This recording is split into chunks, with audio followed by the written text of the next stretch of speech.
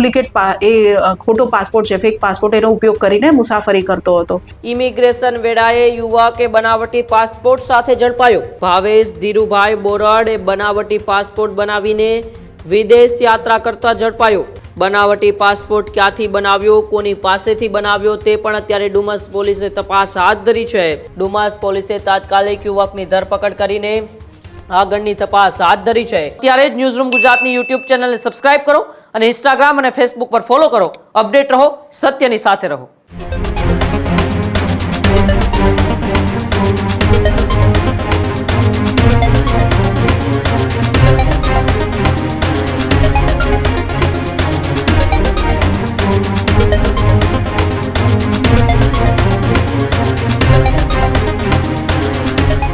સમાચારોમાં આગળ વાત કરીએ સુરતની, તો સુરત એરપોર્ટ ઉપર એક યુવક બનાવટી પાસપોર્ટ સાથે ઝડપાયો હતો. ઇમિગ્રેશન વેળાએ યુવકે બનાવટી પાસપોર્ટ સાથે ઝડપાયો. પોર્ટુગલનો બનાવટી પાસપોર્ટ બનાવી વિદેશ પ્રવાસ કરતો હતો. ભાવેશ ધીરુભાઈ બોરડ બનાવટી પાસપોર્ટ બનાવીને વિદેશ યાત્રા કરતા ઝડપાયો. વર્ષ 2019માં બનાવટી પાસપોર્ટ બનાવ્યો હતો. બનાવટી પાસપોર્ટ પર અનેક વખત વિદેશ પ્રવાસ કર્યો હોવાનું પણ સામે આવ્યું છે. ડુમસ પોલીસે ધરપકડ કરીને વધુ તપાસ હાથ ધરી છે. ડુમસ પોલીસે બનાવટી પાસપોર્ટ પણ જપ્ત કર્યો છે. બનાવટી પાસપોર્ટ ક્યાંથી બનાવ્યો, કોની પાસેથી બનાવ્યો તે પણ અત્યારે ડુમસ પોલીસે તપાસ હાથ ધરી છે. ત્યારે તપાસમાં પાસપોર્ટ કૌભાંડમાં મોટા ખુલાસાઓ થવાની પણ અત્યારે શક્યતાઓ દર્શાવવામાં આવી રહી છે. ત્યારે સુરત એરપોર્ટ ઉપરથી ભાવેશ ધીરુભાઈ બોરડ નામનો વ્યક્તિ બનાવટી પાસપોર્ટ જે 2019માં તેમણે બનાવ્યો હતો, તે બનાવટી પાસપોર્ટ ઉપર અનેક વખત વિદેશ યાત્રા પણ કરી ચૂક્યો છે. પરંતુ આ વખતે સુરત એરપોર્ટ ઉપર ઇમિગ્રેશન દરમિયાન તેમને ઝડપી લેવામાં આવ્યો અને ડુમસ પોલીસને તેમની જાણ કરવામાં આવી. ડુમસ પોલીસે તાત્કાલિક યુવકની ધરપકડ કરીને આગળની તપાસ હાથ ધરી છે કે આ પાસપોર્ટ કોની પાસે બનાવવામાં આવ્યો, ક્યારે બનાવ્યો હતો ને કેવી રીતે આ નકલી અને બનાવટી પાસપોર્ટ બનાવવામાં આવ્યો તેને લઈને પોલીસે અત્યારે તપાસ હાથ ધરી છે. પરંતુ આ યુવક જે બનાવટી પાસપોર્ટ સાથે પકડાયો છે તેને લઈને સુરત એસીપી શ્વેતા ડેનિયલે શું ખુલાસો કર્યું, આપણે શ્વેતા ડેનિયલને સાંભળીએ.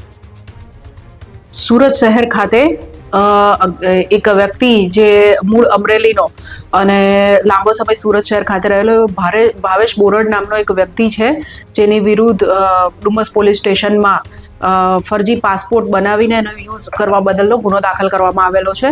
આ બાબતે હકીકત એવી છે કે આ જે ભાવેશ બોરડ છે એ મૂળ અમરેલીનો વતની છે અને સુરત ખાતે રહેતો હતો. કોરોના પહેલાં 2019ની અંદર તેણે પોતાના ભારતીય પાસપોર્ટ ઉપર અહીંથી પોર્ટુગલ ટુરિસ્ટ વિઝા ઉપર ગયેલ હતો. ત્યારબાદ ટુરિસ્ટ વિઝા પૂરા થયા પછી તે લિસ્બન ખાતે રોકાઈ ગયો અને ભારત પરત આવેલ ન હતો. જે પોર્ટુગલમાં રોકાયો તે સમયગાળા દરમિયાન તેણે ખોટા પુરાવા ઊભા કરી અને પોર્ટુગલનો ખોટા ડોક્યુમેન્ટ્સના આધારે પોર્ટુગલનો ત્યાંનું આઈડેન્ટિટી કાર્ડ અને પાસપોર્ટ બામણિયા કમલેશ કુમાર રતિલાલના નામે બનાવેલ હતો અને જે ડુપ્લિકેટ ખોટો પાસપોર્ટ છે, ફેક પાસપોર્ટ, એનો ઉપયોગ કરીને મુસાફરી કરતો હતો.